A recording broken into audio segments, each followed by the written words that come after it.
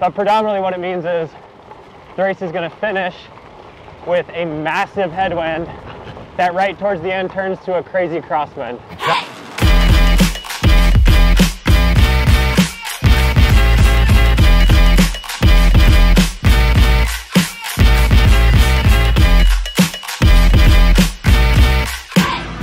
Hey, what's up? Chaz here. We're at the Mid-South Expo. Day before Mid-South, we're gonna find Payson and we're gonna find Matt, Payson's mechanic, and we're gonna walk through how to prepare for a gravel race. Everything from clothes to tire pressure to lube, we're gonna figure it out. Make sure to like, make sure to subscribe, make sure to go to the stage and party on how to get ready for a gravel race with Payson. It's gonna be in the teens at the start, but then it's gonna warm up. It's supposed to be like 45. No. Or hotter. 58. What? Almost 60. So you're gonna go from like 19 degrees to almost 60 degrees. It's an insane temperature swing. Being comfortable for potentially 6, 7, 8, 9 hours on the bike. I mean, Payson's not gonna be out there for 9 hours, but you gotta be comfortable to peak perform. And when you're racing at especially Payson's level, little things like being too hot or being too cold can really be the difference between, you know, a couple places here or there, minimal gains. But just for any sort of a normal gravel rider, checking the gear out is super important. So when you go for the pre-ride, it's not just about the course, it's about the gear. And then I'm also thinking about layering. So I'm going to start with this thermal jacket, but underneath I have a windbreaker vest. Yeah. And so it's like keep the core warm, but like leave your arms breathing? Under the skin suit, I have a wool base layer. So the idea is having options. You can look at the zip. Yeah. To quickly shed. So when I get to that 40 whatever mile marker, am I going to want to keep this? Probably not. Am I going to want to keep this vest? Maybe. All right, I'm in the Death Star RV with Matt Wayman, the head mechanic for Payson and Matt for the 2022 season. Yep.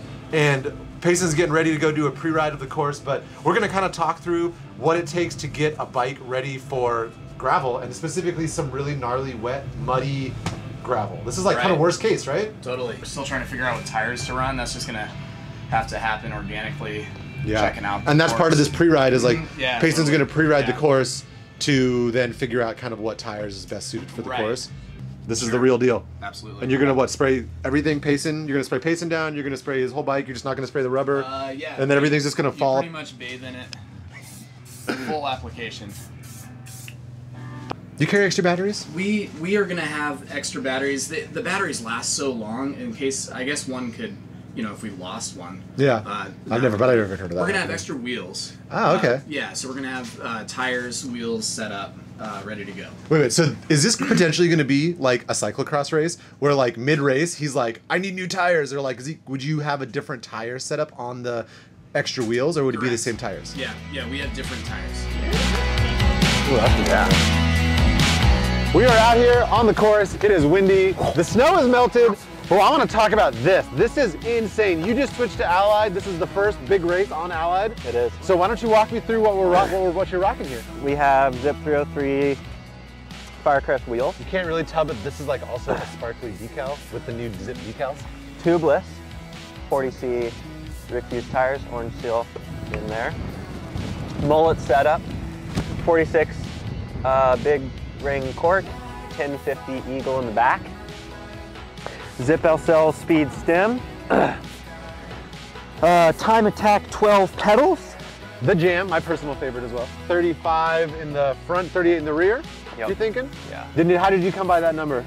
Just from experience? No, or? the Zipp calculator. Oh yeah, the online calculator, huh? Because that you put in like the riding style, your weight, tire size, rims, and then it'll just kind of break down what you think you should ride. Yeah. And then you're gonna come out here, we're out here to ride this so that you can kind of get a feel for what that actually means in a real world condition and how that works out. 100%.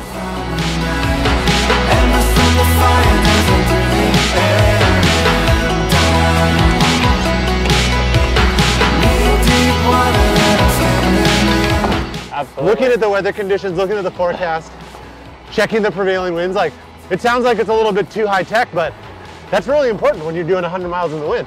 I'll never forget halfway through Unbound in 2019 when Colin looked back at me and he said, dude, if we go now, it'll be crosswind for 20 miles. Because he had done the research. It'll be crosswind for 20 miles, and then we will have a ripping tailwind all the way home. And I was like, you're insane. We're 100 miles into Unbound. Yeah. I do not have any interest and going away solo with you right now. And then he And he was like, all right. And then we never saw him again. wait, so he actually he was like, come on, bro, let's do this. And you were like, nah, you're 100%. crazy. And then that's the year that he won Unbound solo. I didn't have the legs to go with him that day anyway, but he had that in his head, the wind situation.